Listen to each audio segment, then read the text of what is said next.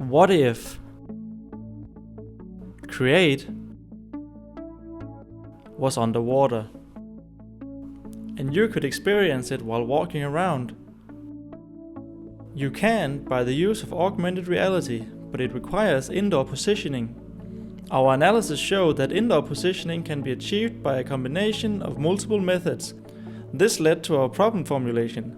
How can image processing be combined with the fusion of accelerometer, gyroscope, compass data and Wi-Fi triangulation to provide suitable positioning for an indoor treasure hunting game? For our image processing data we use Vuforia. Vuforia is a vision-based augmented reality software which can create augmented reality effects by, for example, recognizing a marker in the real world and placing 3D objects inside the game world when it finds that marker. The project uses Vuforia's augmented reality camera to get where a mobile device is in the virtual world when it finds a marker in the real world.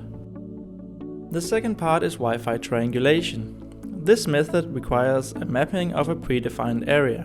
A mapping records all the available MAC addresses at a certain point and also stores the RSSI value, which is practically the signal strength, so they can be accessed later.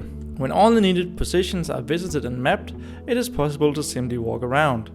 Based on how many addresses match and what their values are, the device can calculate the position. The recorded position with the most matches and closest RSSI values will be given as the current position. Finally, for tracking the orientation of the device between markers, a virtual sensor provided by Android is accessed. This sensor combines the accelerometer, gyroscope and magnetometer.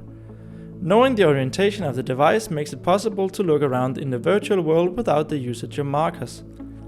Detection of movement is achieved by processing raw accelerometer data to detect steps, similarly to pedometer applications. This provides room for moving without the use of markers. It should be noted though, that in the tested version the users were only able to move forward in the direction the camera was facing. Combining these three methods allowed us to find a specific position and orientation within the predefined area. A simple game was created to test the indoor positioning system. The game was a treasure hunt where the player had to walk around the predefined area and find treasure chests. For the game we created some 3D models using Maya. These models were the predefined area, worn pillars and columns, and chests, one model with a treasure and one containing a map. The game also featured a shark, which model was acquired online. A simple shader was made which featured an underwater plane swaying from side to side in the water. Of textures, sand, wall, railing and bubbles were created. The indoor positioning system and game were evaluated by 30 test participants. Each participant got to play the game, after which they answered a questionnaire. The questionnaire was developed in accordance to 4 different hypotheses.